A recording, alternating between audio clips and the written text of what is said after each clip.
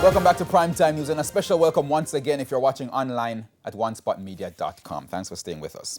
Up first this evening, billions of users of Facebook, Instagram, and WhatsApp suffered major inconveniences after the apps went down. It's being attributed to an outage. It's unclear what caused the global outage, but it's understood that the apps are working again. Now, the problem arose after a Facebook whistleblower appeared on CBS 60 Minutes Sunday and claimed the company knew that its platforms were being used to spread hate, violence, and misinformation, then tried to hide the evidence. Now, Facebook has pushed back against those allegations. So, what has been the impact of the outage? We're joined live by President and CEO of digital marketing firm Adtelligence, Craig Powell. Mr. Powell, good evening. Thanks for joining us.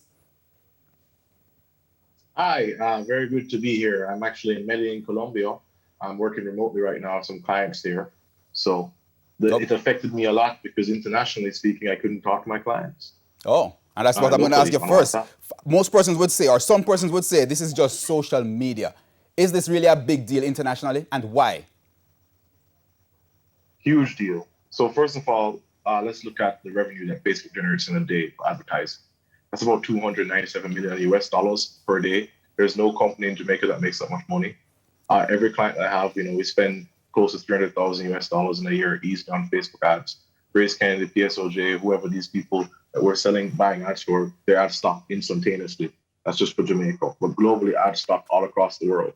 That's a huge, huge impact. There's a $7 billion worth of loss from Mark Zuckerberg in terms of his stock. The stock value went down 5% today. At the end of the trading day, that's pretty bad. I'm a Facebook shareholder, and I mean that means that our net worth is going down.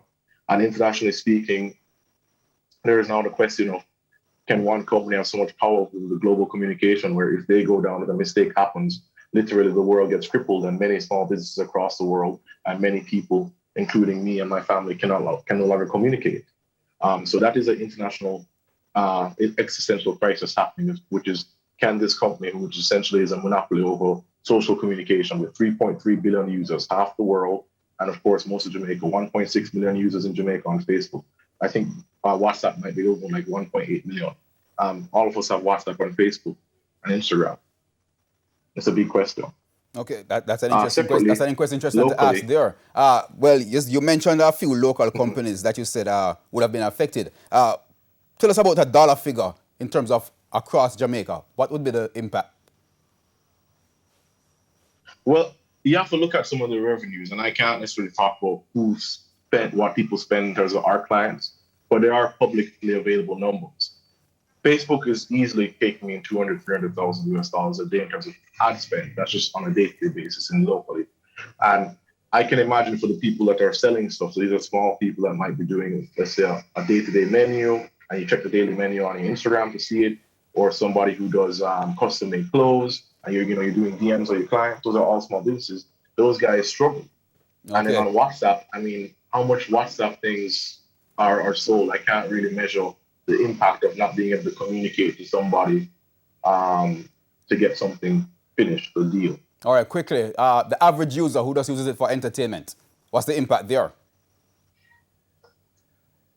Humongous, because we all exist in these globally interconnected world where we have diaspora WhatsApp groups. I mean, I was saying earlier that TVJ and the Glino, essentially, you guys require Facebook and Instagram to get out your news, and Twitter, of course, but you post your stuff on Facebook, post stuff on Instagram, it goes viral there, and then people send it on WhatsApp and share it. So when WhatsApp and all this is down, we're not getting the news, and of course, we're not talking to our family.